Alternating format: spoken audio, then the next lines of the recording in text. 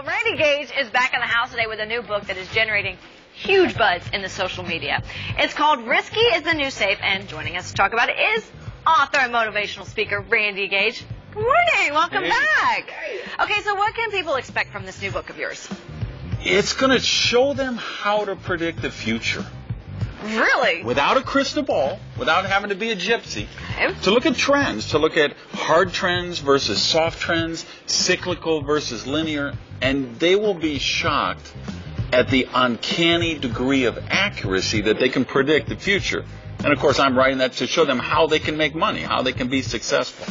Now, in the early reviews, books kind of generated some controversy, but if it's talking about success, I mean, why is there controversy about that? I think 3 chapters. One, there's one on virtual reality, sex, cloning sex workers, all that, which I know we're going to talk about next hour.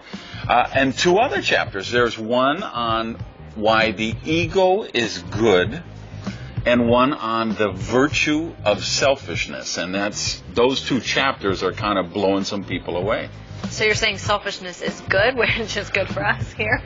Well, here's how it came about. You know, Napoleon Hill, Think and Grow Rich, one of the seminal books of the last 100 years in self-development. Think about it. He spent 20 years studying Ford and Firestone, Carnegie, Woolworth, Edison.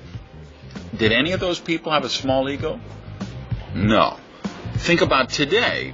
Mark Cuban, Mark Zuckerberg, Steve Jobs, Oprah, Meg Whitman. I mean, they all have strong egos. So what this chapter in the book is about is how high-level people channel their ego for success. Are there steps that you give people and like walk us through it? Well, basic is this. You control your ego, or your ego controls you. Now, I'm sure there's people watching this saying, wait a minute, I know a guy with a big ego, and he's just a jerk. That's not what I'm talking about. Somebody who's always telling you why they're better than you or how amazing they are, that's not a healthy ego. That's obviously somebody with a very, low self-esteem. Gotcha. But what the high level, and not just business, but in sports, the arts, they channel this towards their purpose, channel it toward their achievement they want to get.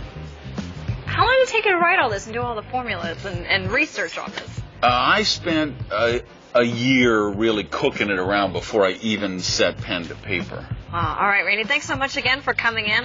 Interested to hear more about it.